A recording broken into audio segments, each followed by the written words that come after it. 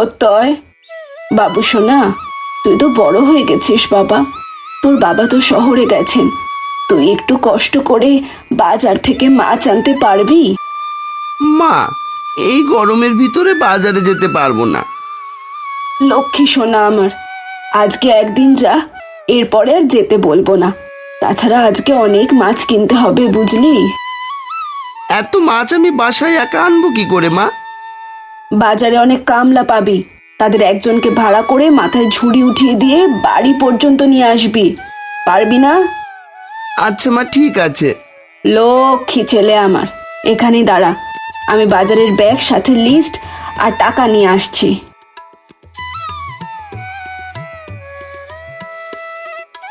এনে ব্যাগ, ব্যাগের ভেতরে লিস্ট আছে, আর এনে টাকা। হিসেব করে কিনিস কিন্তু, সব মাছের দাম একসাথে বললেও আলাদা আলাদা কোনটার কত কেজি শুনে নিস। তুমি চিন্তা করো না মা, আমি পারবো।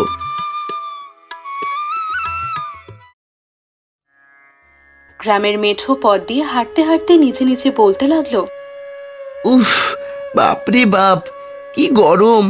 মনে হচ্ছে মাথার ঘিলু গলে নাক দিয়ে বেরিয়ে আসবে। ইস, বাবা থাকলে কত ভালো হতো, বাবার সাথে গল্প করতে করতে বাজারে যেতাম।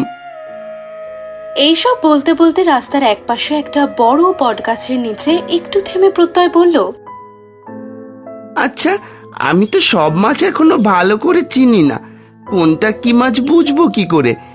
যদি দোকানদার কাকু আমাকে অন্য মাছ দিয়ে দাম বাড়িয়ে নেয়? এইদিকে প্রত্যয়কে গাছের উপর থেকে দেখছে একটা ভয়ঙ্কর মেছো ভূত। আরে, ওইখানে একটা মানুষের বাচ্চা দাঁড়িয়ে আছে না? কি করছে এখানে দাঁড়িয়ে দাঁড়িয়ে? জানে না নাকি গাছের উপর যে আমি থাকি?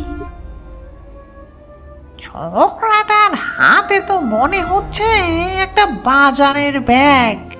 নিশ্চয়ই বাজারে যাচ্ছে মাছ কিনতে। উফ, আজকে তো বেশ ভালোই ভোজন হবে। কতদিন টাটকা ইলিশ মাছ খাই না। দূর, যা হবে হোক, এভাবে দাঁড়িয়ে থাকতেও অসহ্য লাগছে। একে তো মাথার উপর সূর্য, তার উপর আবার নতুন চিন্তা।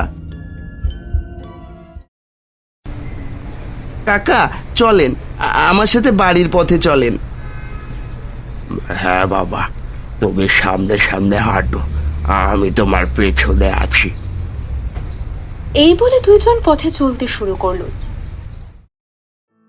চলতে চলতে বড় বটগাছটার কাছাকাছি যেতেই লোকটা হুট করে থেমে গেল, কি যেন ভেবে। কি হলো কাকা বাবু, আপনি দাঁড়িয়ে গেলেন যে? আসুন। না বাবু, এই রাস্তা ধরে যাওয়া ঠিক হবে না।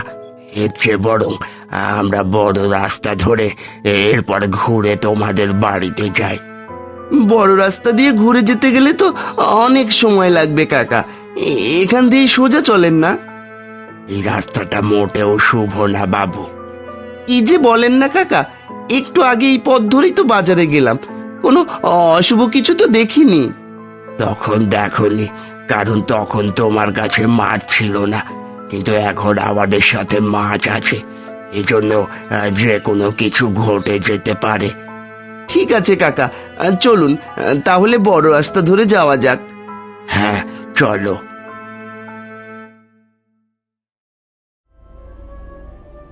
এতক্ষণ তো হয়ে গেল, ছোকরাটা আসছে না কেন? মনে তো হলো কিছুক্ষণ আগেই মাছের গন্ধ পেলুম। কি অদ্ভুত! একবার নিচে গিয়ে দেখে আসবো নাকি? না না বাবু, আমার নাক কখনো ভুল করে না। আমি স্পষ্টই ঘ্রাণ পেয়েছি কাঁচা মাছের। নিশ্চয়ই আমাকে ঘোল খাইয়ে দিয়ে তারা বড় রাস্তার পাশ দিয়ে হেঁটে গেছে। ঠিক আছে, আমিও ছেড়ে দেওয়ার পাত্র নই। এবার সে পালাবে কোথায়? এখন আমি তার গায়ের গন্ধ শুকেই বড় রাস্তা ধরে অনায়াসে হেঁটে যেতে পারবো।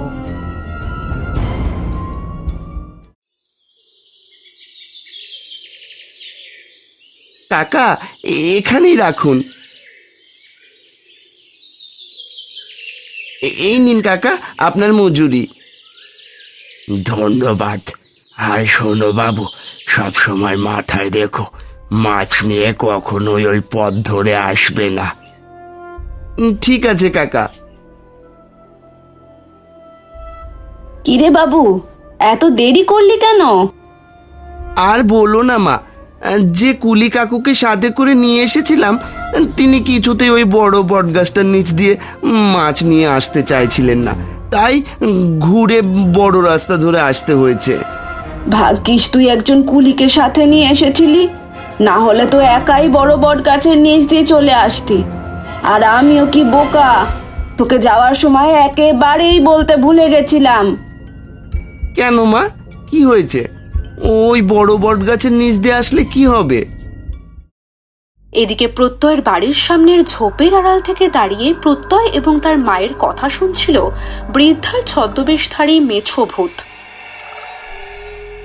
যতই তুই আমার কাছ থেকে বেঁচে মাছ নিয়ে বাড়ি ফেরার চেষ্টা করিস না কেন, আমি ঠিক তোকে ধরে ফেলেছি, আর ওই মাছ আমি খেয়েই ছাড়বো। শোন, ওই গাছের নিচ দিয়ে কখনো মাছ নিয়ে ফিরবি না, কারণ মা গো, ও মা, কিছু খেতে দেবে গো মা? আরে উনি তো একজন বুড়িমা দেখছি। ইস, কি দুর্বল, লাঠির উপর ভর দিয়ে ঠিক মতো দাঁড়াতেও পারছে না। মা, ওনাকে বাড়ির ভিতর নিয়ে কিছু খেতে দিলে ভালো হয়। হ্যাঁ বাবা, ঠিক বলেছিস। কাকিমা, আপনি আসুন, আপনাকে কিছু খেতে দিই। বোকা মানুষের দল, বুঝতেও পারলো না তার ঘরে একটা মেছো ভূতকে খাওয়ার জন্য ডাকছে। প্রত্যয় বাবা, তুই মাছের ঝাঁকাটা কষ্ট করে ঠেলে রান্নাঘরে নিয়ে আয়, আমি কাকিমার জন্য একটু ঠান্ডা শরবতের ব্যবস্থা করছি। আচ্ছা মা। বুড়িমা, আপনি এখানে বসুন, আমি এই মাছগুলো রান্না করে রেখে এসে আপনাকে হাত মুখ ধোয়ার জল দিচ্ছি। বাবা, মাছগুলো কি তরতাজা? মাত্র কিনে আনলে বুঝি দাদু ভাই? হ্যাঁ বুড়িমা। আহারে, তুমি তো একদম ভিজে গেছো। কি গরম তাই না পড়েছে বাইরে। তুমি বরং এক কাজ করো দাদু ভাই, তুমি এই মাছগুলো ঝাঁকা সহ আপাতত এখানে রেখে হাত মুখ ধুয়ে এসো, আমি এর পাহারা দিচ্ছি। আসলেই যে গরম লাগছে, একটু চোখে মুখে পানি না দিলে আর চলছে না। ঠিক আছে বুড়িমা, আমি 2 মিনিটের ভেতর আসছি। এটাই সুযোগ, এখান থেকে দুটো মাছ আমি সাবার করে ফেলবো। এই মরেছে, এটা তো আমার থেকে বেশ কিছুটা দূরে রেখেছে। এখন যদি হাত লম্বা করে সেখান থেকে মাছ ধরতে যাই, তাহলে যদি কারো চোখে পড়ে যায়, কেউ নেই, চটপট কাজ সারতে হবে।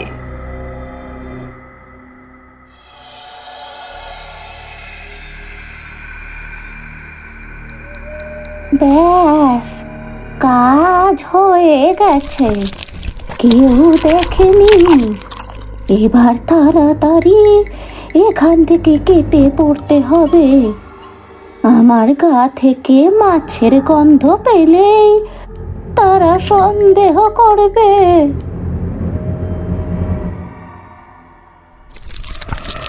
কি কি সর্বনাশ কাণ্ড! এই তো দেখছি মেছো ভূত। আমার ছেলেকে সাবধান করার আগেই এ কিনা তার পিছু পিছু আমার বাড়ি পর্যন্ত চলে এসেছে। আমাকে এবার কিছু একটা করতেই হবে, না হলে এই ভূত আমার ছেলেটার কোনো ক্ষতি না করে দেয়।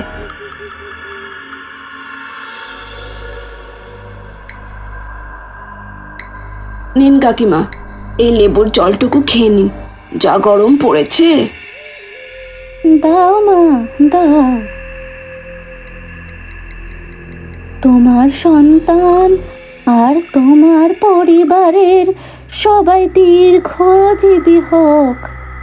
এই বুড়ো মানুষটিকে গরমের ভেতর বিশ্বাস করে বাড়িতে ঢুকিয়ে নিয়েছ। আজকাল কয়জন করে কাজ? ও কি কাকিমা, চললেন কোথায়? দুপুরে আমাদের সাথে খেয়ে তবেই যাবেন। না না, এত কষ্ট করার কি প্রয়োজন মা? তার চেয়ে বরং তুমি আর তোমার ছেলে খাও। এ কি বুড়িমা, আপনি চলে যাচ্ছেন? দুপুর তো হয়ে এলো, আর কিছুক্ষণ অপেক্ষা করে আমাদের সাথে খেয়ে গেলে হতো না? না দাদু ভাই, তোমরা খাও, আমি চলি। তা তো যাবেনই বটে।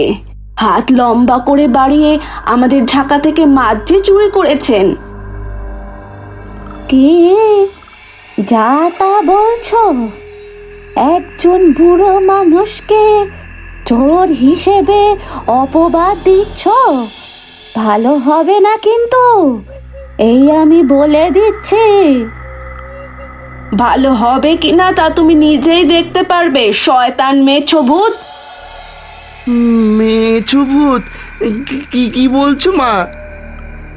হ্যাঁ, আমি তোকে বাড়ির বাইরে এই ভূতের কথাই সাবধান করতে যাচ্ছিলাম, কিন্তু এই ভূত যে তোর গায়ে থেকে মাছের গন্ধ পেয়ে ছদ্মবেশ ধরে এই রাস্তায় চলে আসবে তা তো আমি স্বপ্নেও ভাবিনি। আমারই ভুল হয়েছিল তোকে প্রথম থেকে সাবধান না করে পাঠানোতে।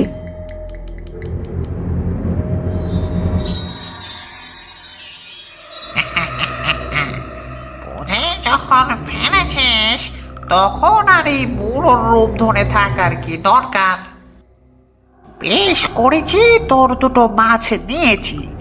আমার এলাকায় এসে মাছের লোভ দেখিয়ে যাবি, আর আমি তোদের কাছ থেকে মাছ খাবো না।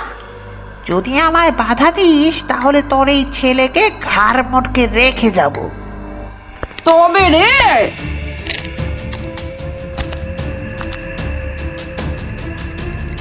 ও মা গো, এই তুই আমার কি করলি? আমার যে পুরো গা পুড়ে যাচ্ছে, মরে যাবো তো আমি। মর, তোর এভাবেই মরা উচিত। তোর কারণে এই রাস্তা দিয়ে আসতে গিয়েছে কত লোক মারা গেছে, তার কোনো হিসাব নেই। আবার আজ এসেছিস আমার বাড়ি বয়ে মাছ খেতে, আর আমার সামনে কিনা আমার ছেলেকে মেরে ফেলার হুমকি দিচ্ছিস। এইবার দেখ কেমন লাগে।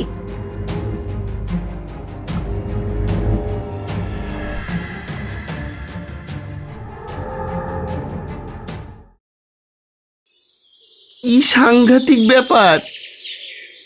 আর ভয় নেই বাবু সোনা, আজকের পর থেকে আর কোনো মেছো ভূত কারো ক্ষতি করবে না।